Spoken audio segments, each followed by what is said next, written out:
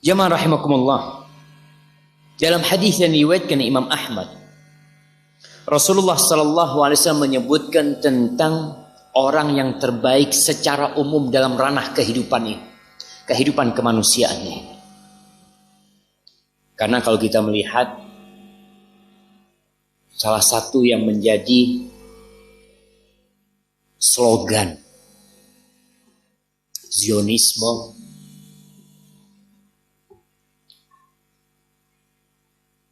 adalah kemanusiaan,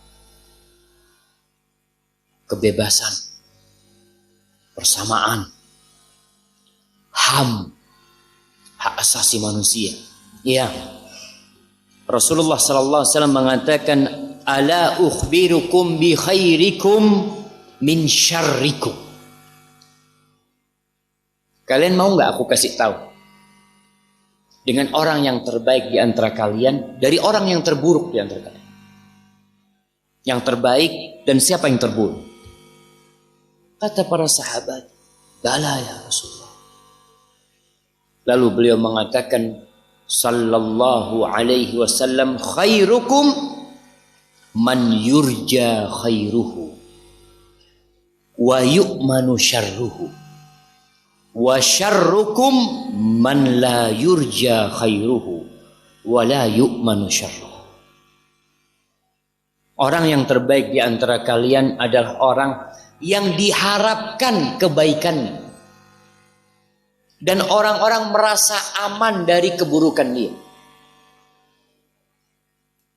Jadi kalau mau tahu orang paling baik di antara kita, yang keberadaannya di nanti-nanti, yang kebaikan orang ini Masya Allah, alhamdulillah nih masjid bisa jadi. Siapa? Fulan. Dia yang bantu. Sejak ada Fulan, alhamdulillah dakwah bisa lancar.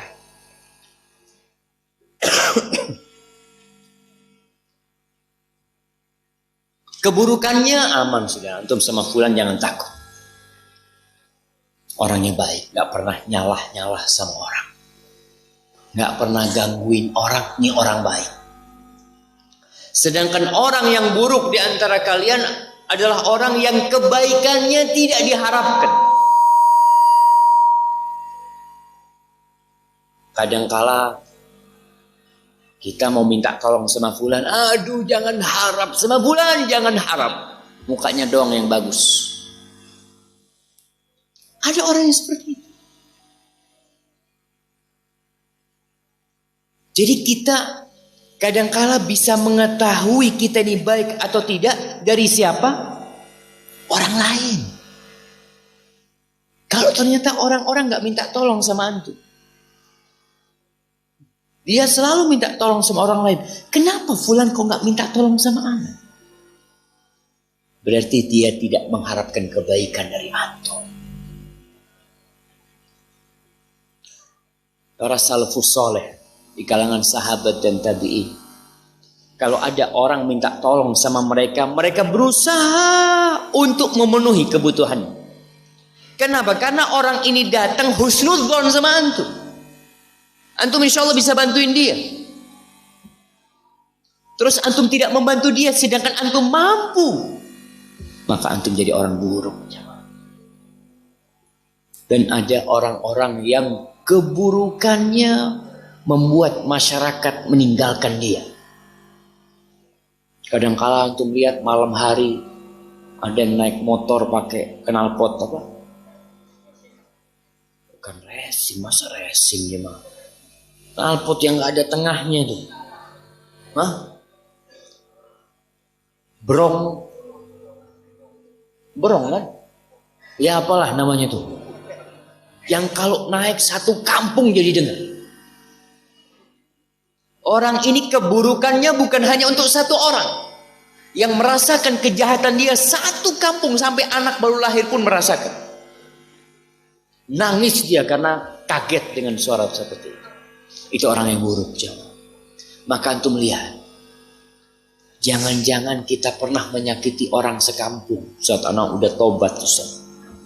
Alhamdulillah. Baik, antum pernah menyakiti orang sekampung berarti harus minta tolong, minta maaf sama orang satu kampung.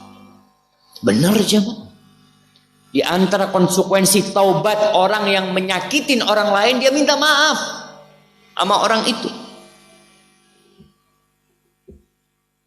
Kalau ternyata orangnya terlalu banyak yang dia harus minta maaf, apa yang harus dia lakukan? Ya tetap minta maaf. Antum tulis list RT ini anak sudah minta maaf, alhamdulillah. Tinggal RT sebelah sana. Datang ke Pak RT. Anak ini dulu yang kalau malam hari biasanya teriak-teriak. Kenapa teriak-teriak? Ternyata mabuk dia dulu mamanya. Dia membuat orang lain takut. Kadang-kala kita lewat, sebagian perempuan itu lebih aman berpapasan dengan sapi daripada sama manusia. Betul. Kalau dia lewat depannya sapi, tendang dia. Tapi depannya laki-laki, ada na'udzubillah min dzalik. Na'udzubillah, benar. Anda merasakan kadang-kala kalau lewat gang ada anak-anak muda yang lagi minum atau apa dulu itu, kita nggak berani lewat sana. Tapi kalau yang ada di sana itu segerombolan anjing, tenang gitu. Permisi, anjing itu ya mungkin dia kira. Subhanallah jemaah. Makanya Allah mengatakan sebagian manusia itu ulaika kal an'am balhum adall. Sebagian manusia itu seperti binatang ternak, bahkan lebih buruk dari binatang ternak. Binatang ternak bisa disembelih jemaah, bikin sate. Tapi kalau manusia nggak bener, bisa antum bikin sate? Nggak bisa, nggak ada gunanya. Bahkan di penjara pun orang-orang senang ketika orang itu di penjara. Tapi tatkala keluar, mulai masyarakat ketakutan lagi. Nih syarrun nas, orang yang paling buruk. Kemudian Nabi SAW menyebutkan dalam hadis yang lain tentang khairun nas, dalam hadis yang diriwayatkan Daruqutni, beliau mengatakan wa khairun nasi anfa'uhum linnas. Manusia yang terbaik adalah yang paling bermanfaat buat orang lain. Paling bermanfaat. Antum hidup, kalau bisa jangan bertanya apa yang diberikan negeriku kepadaku, tapi bertanya apa yang ana berikan buat negeriku. Jadilah orang yang bermanfaat. Dari level yang paling rendah, sholat berjamaah ke masjid. Ada sebagian orang yang kalau sholat berjamaah, ketika dia masuk ke masjid, sandalnya orang itu dibalikin sama dia. Dia tidak punya duit untuk sedekah di masjid.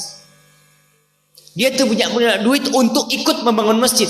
Tapi dia punya tenaga hanya untuk membalikkan sandal itu. Sehingga orang yang turun dari masjid langsung pakai sandal. Manfaat buat orang. Ada orang yang kalau masuk toilet, orang setelahnya seneng banget kalau fulan masuk toilet. Karena kalau anak masuk setelah dia, kamar mandinya bersih dan wangi. Ini level manfaat yang langsung dirasakan oleh orang. Tapi sebagian orang, na'udzubillah min dzalik, tidak bisa memberikan manfaat buat orang lain, malah menyakitin orang lain. Ketika ada seorang sahabat bertanya kepada Nabi SAW, apa yang harus aku lakukan ya Rasulullah? Ya sedekah. Kalau nggak bisa, udah bantu orang lain. Ada orang mungkin mau ngangkat barang nggak bisa, jangan dilihatin. Anak kadang-kadang melihat ya, sebagian orang masya Allah. Ada orang lain mobilnya mogok. Dia lewat, pulang dari masjid, lewat. Kenapa bang, mogok bang? Iya. Ya Allah, bas mudah-mudahan nggak mogok. Pergi dia. Subhanallah. Apa yang bisa antum berikan manfaat buat dia? Tanya, mau didorong mobilnya? Mau dia apa? Apa yang bisa antum lakukan? Masya Allah jamaah. Ana masih ingat kejadian yang terus membekas di hati ana. Ana pernah umroh dari Madinah ke Mekah waktu masih kuliah sama istri dan anak, naik mobil. Naik mobil, ya mobil kuno lah. Sampai sana mau pulang ke Madinah, akinya habis jemaah. Kita bingung ini. Nggak ada orang lewat.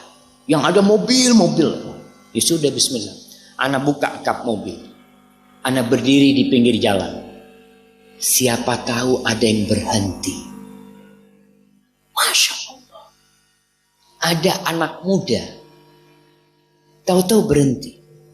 Kalau antum lihat wajahnya nggak ada jenggotnya anak muda. Mungkin dari sisi ketaatan dia biasa cuma sholat 5 waktu aja. Tapi dia berhenti mengatakan apa yang bisa ana bantu. Anak Masya Allah. Anak ngomong bisa pinjem akinya untuk hidupin. Tidak siap. Dia bukan. Dia hidupin mobil anak. Setelah itu dia pergi jamaah. Wah kita ini nggak tahu amalan mana yang bisa memasukkan kita ke surga jamaah. Bagaimana Rasulullah SAW menceritakan tentang manfaat. Ada orang yang lewat di jalan lalu ada ranting. Ada ranting di jalan yang menghalangi orang lewat. Dia singkirkan ranting itu. Dia mengatakan la yu'dhi hadzal muslimin. Semoga ini tidak mengganggu orang-orang Islam, kata dia. Allah ampuni dosanya, Allah masukkan ke surga.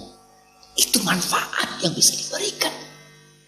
Lihat paku, antum jalan melihat paku di pinggir jalan. Bukan dilihat, ya Allah banyak paku di sini. Ya, Masya Allah. Antum jalan terus. Dan ada sebagian orang yang seperti itu. Pulang dari masjid habis kajian ngelihat banyak sampah lewat. Ini orang-orang nggak bener, sampah ditinggal di masjid gitu. Terus antum benernya dari mana? Kenapa nggak antum ambil itu sampah? Antum taruh. Di sini antum jadi orang yang bermanfaat jemaah. Buat masjid, Rasulullah SAW melihat ada ludah di tembok masjid. Beliau tidak panggil sahabatnya, sini bersihkan. Lah, beliau bersihkan sendiri SAW dengan tangannya alaihi salatu wassalam. Beliau ingin memberikan manfaat jemaah. Maka kita lihat orang yang terbaik bukan yang paling banyak sholatnya. Bukan. Tapi yang paling bermanfaat buat orang lain. Maka berusaha antum. Tidak harus dengan harta. Sekali lagi tidak harus dengan harta. Tapi kalau antum bisa memberikan manfaat dengan harta. Ada sahabat-sahabat Nabi yang levelnya seperti Abdurrahman bin Auf, Utsman bin Affan. Dia memberikan manfaat sudah gak terhingga. Dia beli sumur. Diwakafkan buat umat Islam. Jadi antum lihat manfaat apa yang bisa antum berikan ke masyarakat umpamanya. Dilihat ana mau beli air ana taruh depan rumah. Siapa tahu ada orang-orang kehausan, dia bisa minum air sana. Ada di Arab itu Masya Allah orang-orang yang dia beli kulkas ditaruh di masjid. Dia izin, boleh ana taruh kulkas di masjid, ana taruh air gelas kata dia. Buat orang-orang yang sholat mungkin kehausan, dia bisa minum sehingga ana dapat pahalanya. Masya Allah jemaah. Ada di Madinah itu ana lihat orang-orang kalau bicara memberikan manfaat, yang kerjanya ngambil Quran. Habis sholat dia ambil Quran. Dia keliling. Mungkin ada yang mau baca Quran, nggak usah berdiri ngambil Quran. Dia kasih. Subhanallah jemaah. Manfaat yang bisa dibagikan kepada masyarakat. Ada orang-orang tua yang Masya Allah kalau hari Jumat dia itu kantongnya penuh sama permen. Di Jember ada seorang dokter Masya Allah dia. Kalau sholat Jumat di kampus kita, di masjid kampus kita itu anak-anak kecil habis Jumat mesti nungguin dia. Masya Allah. Permen satu jemaah, harganya berapa sih permen? Tapi bahagianya itu anak-anak. Masya Allah dia sama teman-temannya. Rasa apa punya kau? Masya Allah. Itu adalah suatu manfaat yang kita bisa berikan kepada orang tanpa biaya yang besar. Untuk melihat ada manfaat adalah soft yang diberikan kepada temannya. Kajian kadang kala rame penuh. Antum lihat ya Allah, ini ada tempat dikit depan ana nih. Antum maju sedikit, lalu panggil, fadhol, sini, duduk sini. Berapa pahala yang antum akan dapatkan? Membuat fulan yang berdiri bisa duduk di sebelah antum. Karena kalau habis duduk antum sakit hati, ternyata sempit ada dia di sini. Allah, antum terima memang berbagi dengan mereka.